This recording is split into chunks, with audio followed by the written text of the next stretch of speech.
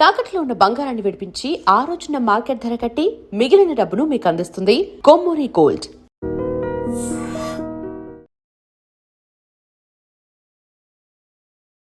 Hi, welcome to I dream. నేను మీ రాజా పెద్ది. ఇప్పుడు ఈ సినిమా గురించి మొత్తం ఎంటైర్ అంటే ఒక సౌత్ మాత్రమే కాదు, నార్త్లో కూడా ఈ మూవీకి మంచి బజ్ ఏర్పడి ఉంది. ఈ నేపథ్యంలోనే రామ్ చరణ్ పుట్టినరోజు సందర్భంగా పెద్ది మూవీ యూనిట్ నుంచి ఒక పహల్వాన్ టీజర్ అయితే రిలీజ్ అయింది.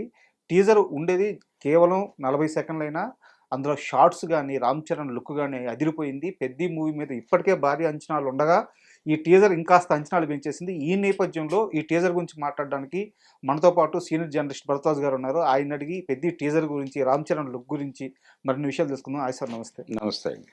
సార్, టీజర్ వచ్చిన తర్వాత చాలామంది ఒకటే మాట అంటున్నారు, రామ్ చరణ్ లుక్ చూస్తుంటే ఏదో ఒక ఆంజనేయ స్వామి చూసిన ఆ ఫీల్ కలుగుతుంది, అవును, ఆ కటౌట్ అట్లా ఉంది అని చెప్పి. అవును, అవును. మీకు ఎలా అనిపించింది? సాలిడ్గా ఉంది ఆయన, అంటే ఆయన విగ్రహం సాలిడ్గా ఉంది.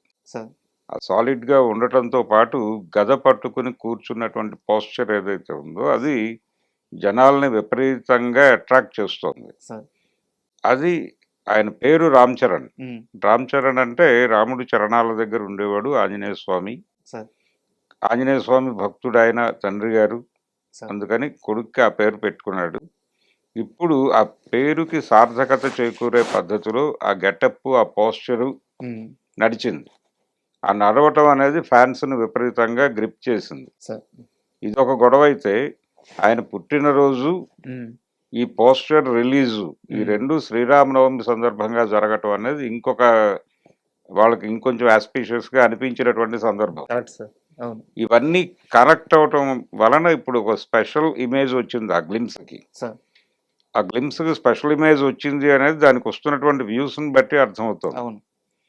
ఇది విపరీతంగా పుష్ చేస్తున్నారు జనంలోకి, అది నడుస్తుంది. ఇప్పటి వరకు పెద్ద నుంచి వచ్చిన ప్రమోషనల్ కంటెంట్ ప్రతిదీ జనాల అటెన్షన్ని గ్రాప్ చేసిందే, కాకపోతే వాటన్నిటినీ మించి ఇది ఇంకొక అడుగు ముందుకెళ్లే అవకాశం కనిపిస్తోంది.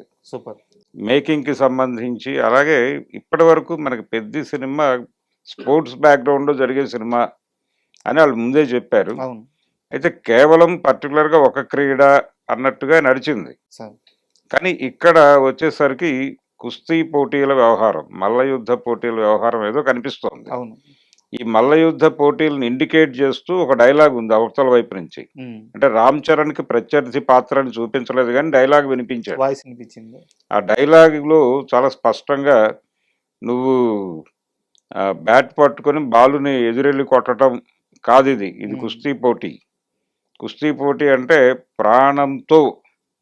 ప్రాణంతో చావుకు ఎదురెళ్ళటం అనేది డైలాగ్.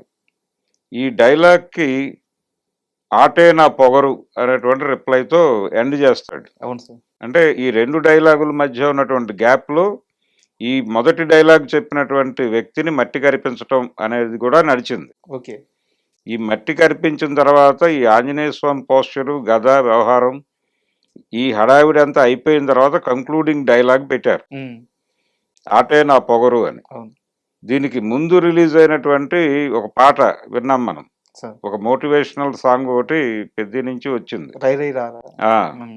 ఆ పాటలో ఊరి యువతని మొత్తాన్ని కూడా స్పోర్ట్స్ వైపు డ్రైవ్ చేస్తూ నడుస్తుంది అదంతా. అంటే ఏదో సాధించటం అనేది ఈ క్రీడా నేపథ్యం వెనకాల ఉంది అనేది అర్థమవుతోంది.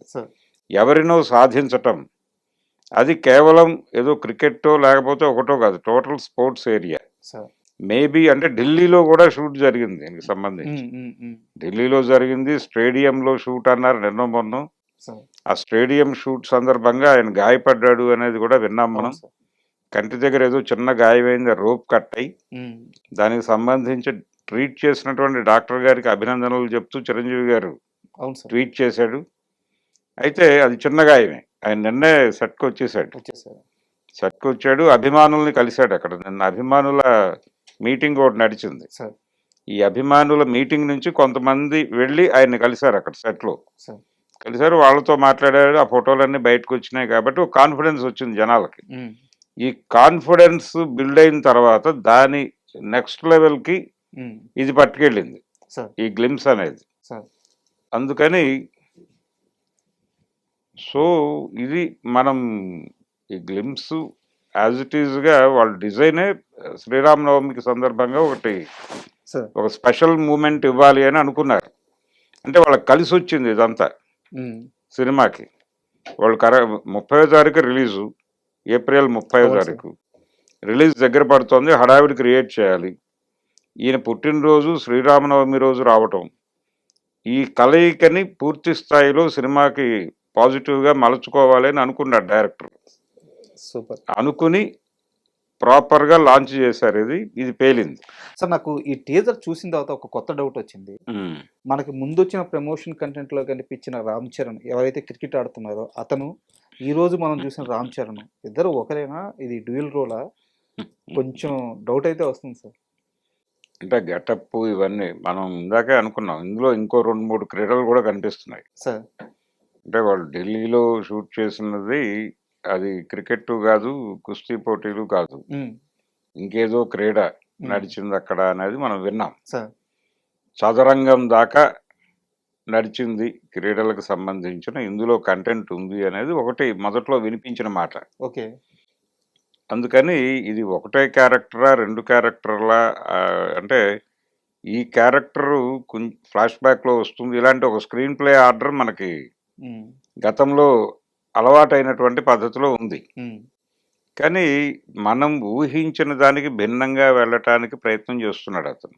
బుజ్జిబాబు. ఉమ్.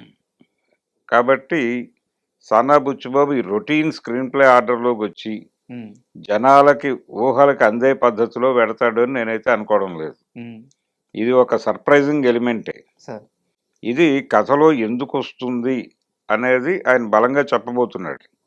రెండోది ఈ సినిమా నిడివి కూడా మనం అనుకుంటున్నట్టుగా ఉండే అవకాశం లేదు. ఈ మధ్య జనాలు 4 గంటల సినిమాలు చూడటానికి సిద్ధపడిపోతున్నారు. అవును. ఏది మన దురంధర్ రివెంజ్తో ఆ విషయం ప్రూవ్ అయిపోయింది. అవును సార్. కాబట్టి ఇది కూడా 3.5 గంటలు సాలిడ్గా ఉండే అవకాశం కనిపిస్తోంది. అవునా? ఈ 3.5 గంటలు సాలిడ్గా ఉంటుంది కాబట్టి దీనిలో చాలా సర్ప్రైజింగ్ ఎలిమెంట్స్ రన్ అవుతాయి. సార్ వాటిలో ఇదొకటి. ఈ రోజు రిలీజ్ చేసినటువంటి గ్లిమ్స్కు సంబంధించినటువంటి ఉమ్, క్యారెక్టర్ కాదు అది, యాక్చువల్గా అదొక సమరం.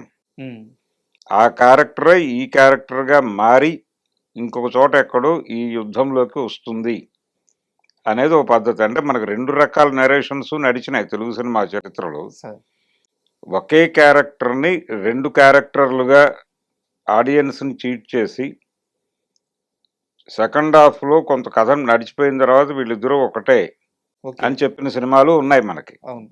ఇప్పుడు శోభన్ బాబు గారి మానవుడు జానవుడులో 2 క్యారెక్టర్లు వేరు అనే భ్రమలో నడిపిస్తూ ఉమ్, ఈయనే రాత్రిపూట అలా వెడుతున్నాడు బయటికి అని కంక్లూడ్ చేస్తాడు. సార్ ఒకటే క్యారెక్టరు 2 కాదు అని. 2 డిఫరెంట్ ఏరియాల్లో నడుస్తాయి.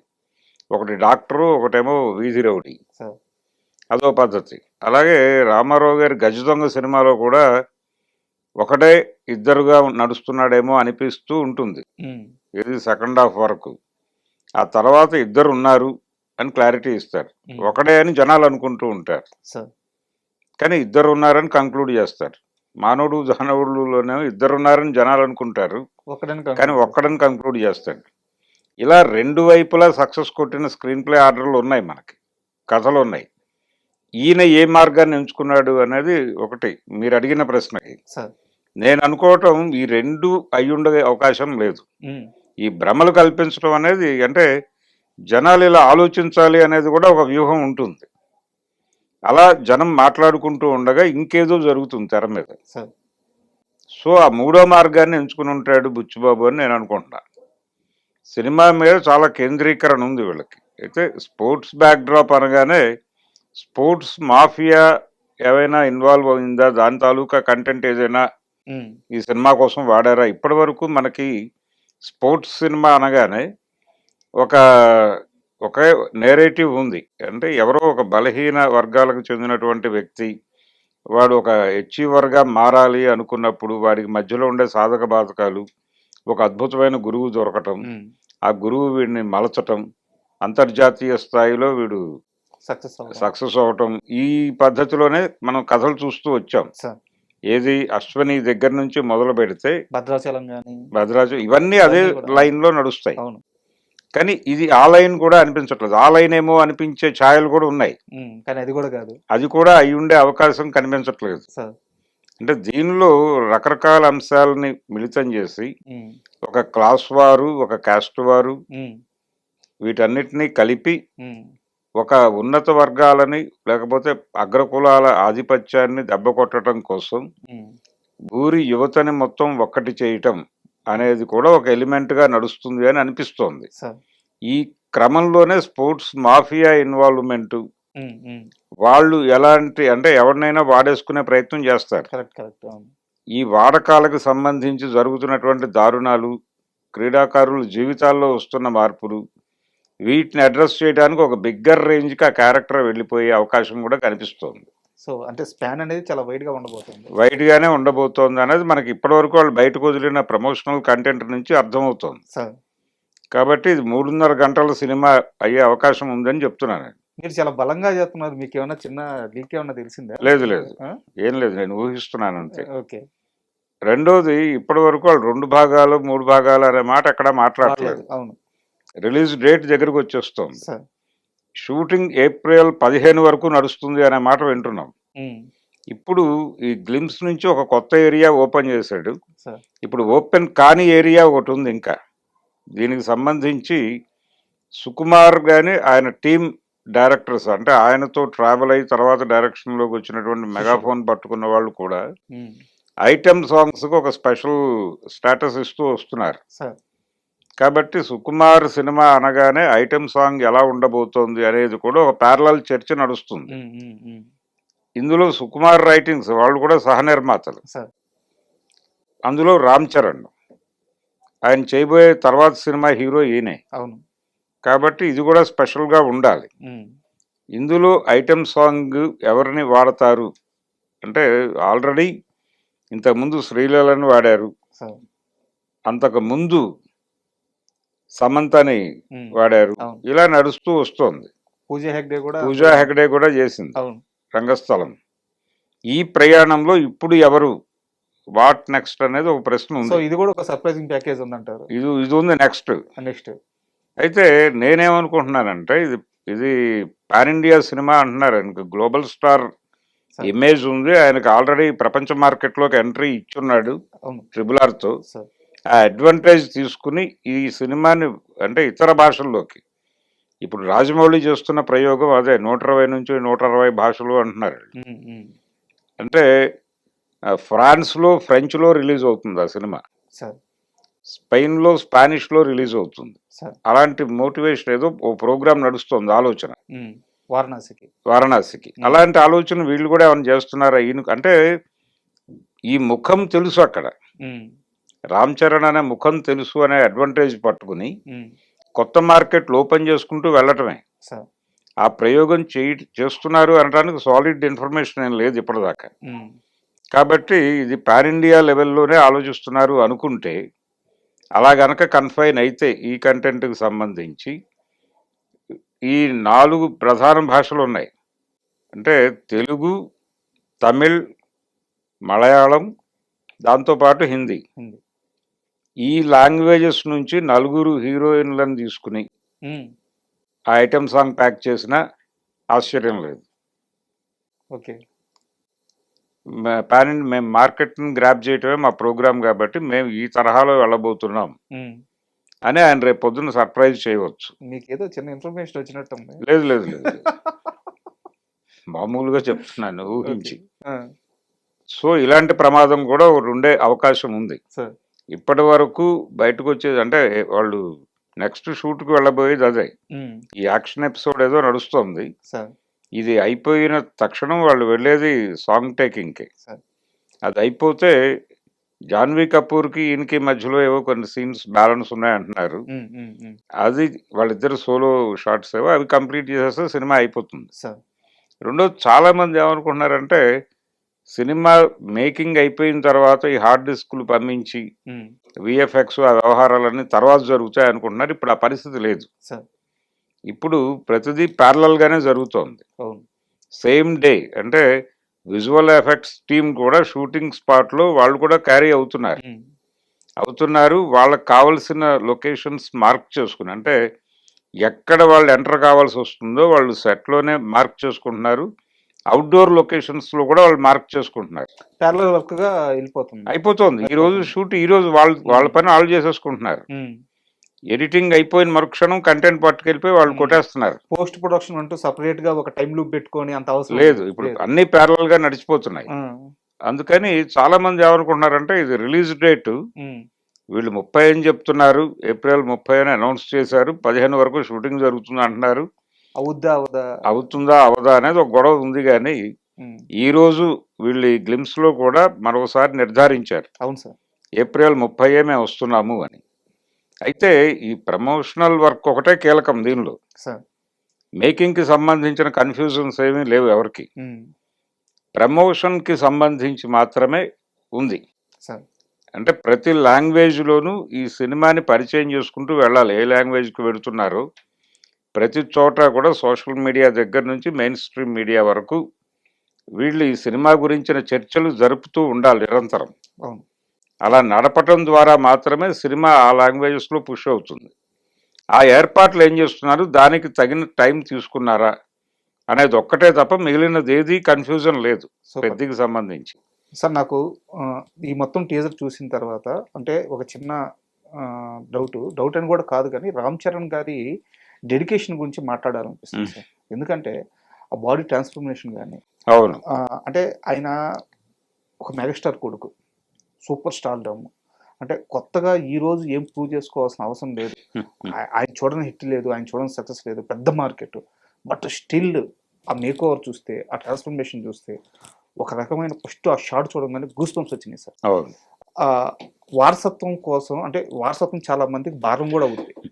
దాన్ని నిలబెట్టుకోవడం కోసం, మెగాస్టార్ పేరు నిలబెట్టడం కోసం ఆయన పడుతున్న కష్టం, ఇంతమంది అభిమానులు కాపాడుకోవడానికి ఆయన పడుతున్న కష్టం. సో ఒక్కసారి మెగా పవర్ స్టార్గా, గ్లోబల్ స్టార్గా రామ్ చరణ్ ఆ డెడికేషన్ చూస్తే మీకు ఏమనిపిస్తుంది ఒక సీనియర్ జర్నలిస్ట్? అంటే ఇప్పుడు ఏదైనా సరే ఆయన ఎంట్రీ పాస్ మాత్రమే సార్. నెపోటిజం అనేది ఒక ఎంట్రీ పాస్ లాంటిది. ఎంటర్ అయిన తర్వాత ఎవరి యుద్ధం వాళ్ళు చేసుకోవాల్సిందే. కరెక్ట్. ప్రస్తుతం ఉన్నటువంటి పోటీ సినిమా రంగంలో అన్ని విధాల కంటెంట్ పరంగాను పోటీ ఉంది. అలాగే హీరోలు వాళ్ళ ఎలివేషన్స్కి సంబంధించి, అలాగే వాళ్ళ నటనకు సంబంధించి విపరీతమైన పోటీ ఉంది.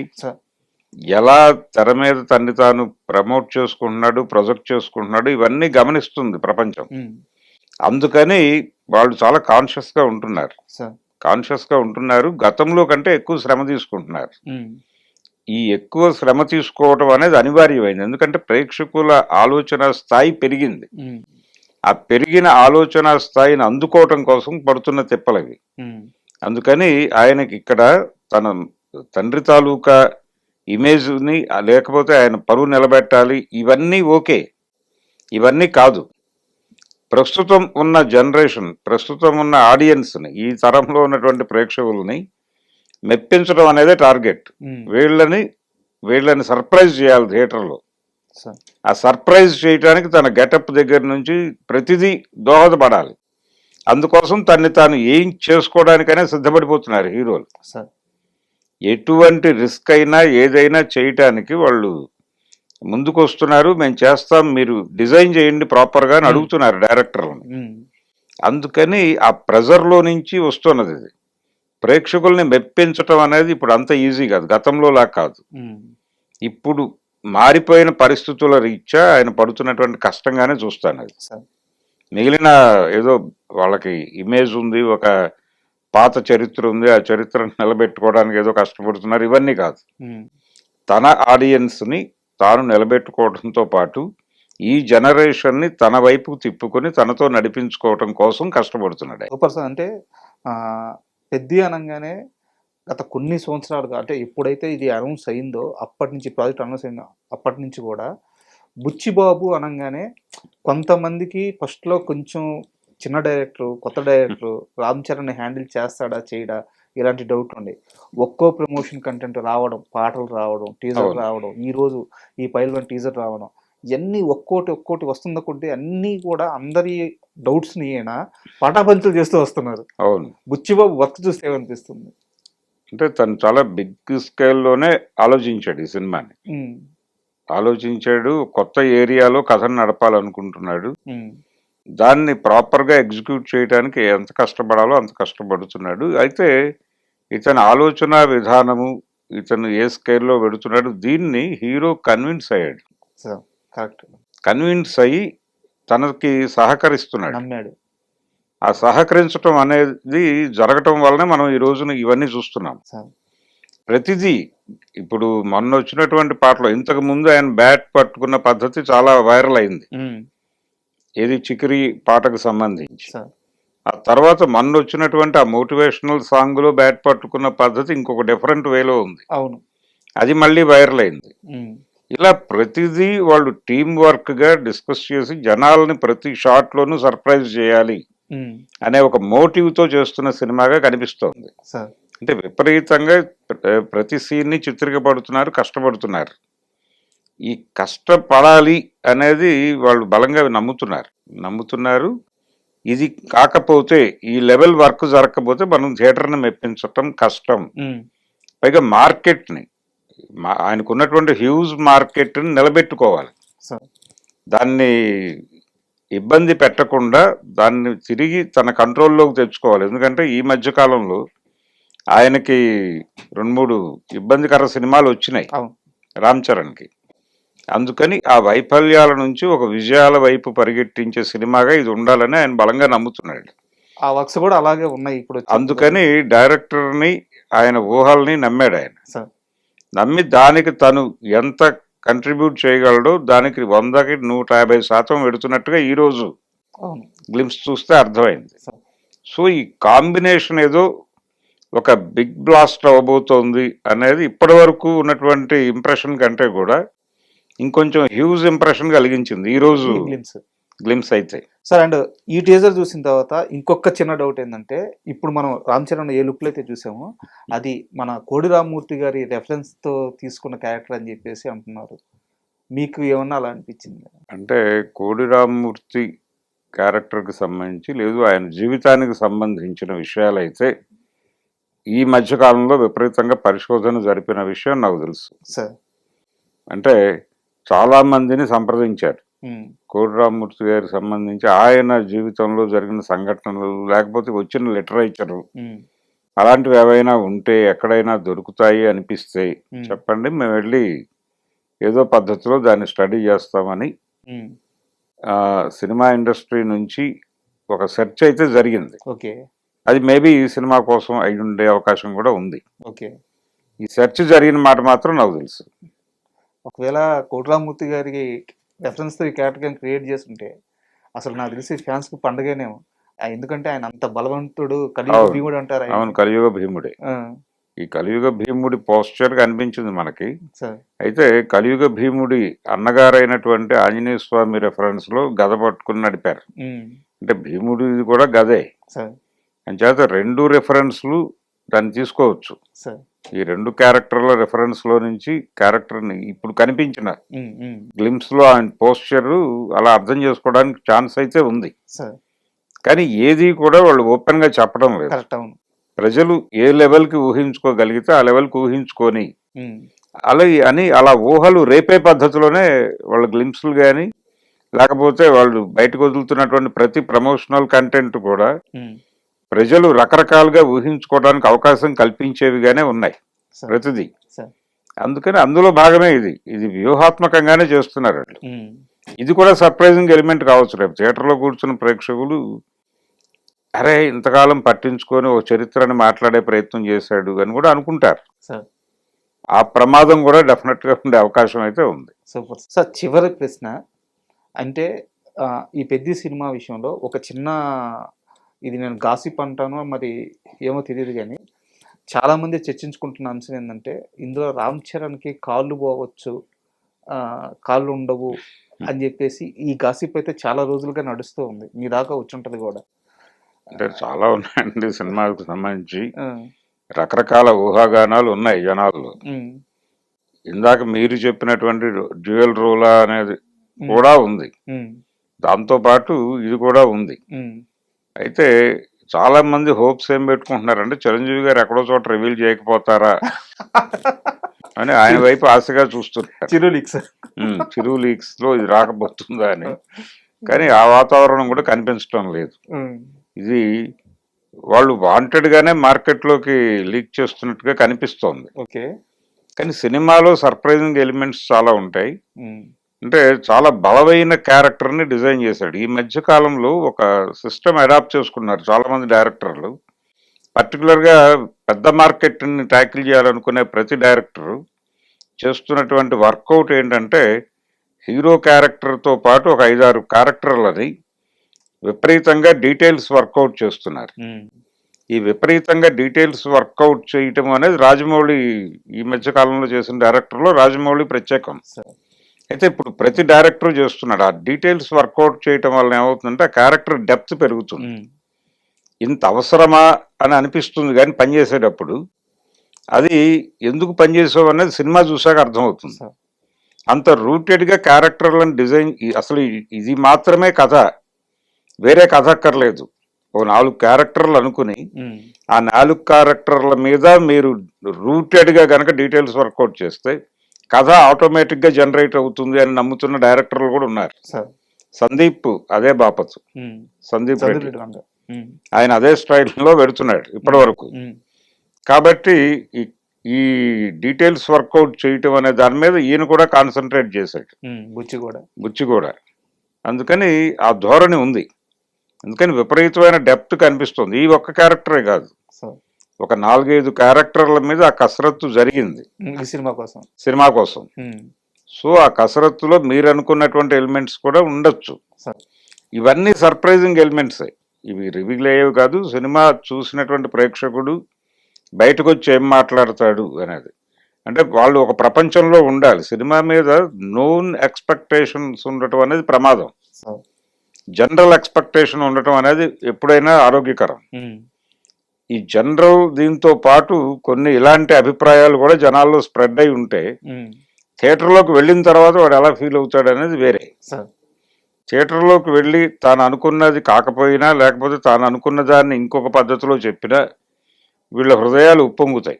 ఉప్పొంగి బయటకు వచ్చేటప్పుడు వాళ్ళ కమ్యూనికేషన్ వేరుగా ఉంటుంది, పాజిటివ్ వచ్చేస్తుంది. అది చాలు సినిమాకి ముందుకు లాక్కెళ్ళటానికి అని నమ్ముతున్నాడు అతను. Sir thank you very much. ఎందుకంటే మంచి గ్లిమ్స్, దాని గురించి చాలా మంచి విషయాలు తెలియజేశారు. సో పెద్ద సూపర్ సక్సెస్ అయిన తర్వాత మళ్ళీ మనం ఆ సినిమా గురించి మాట్లాడుకుందాం. Thank you.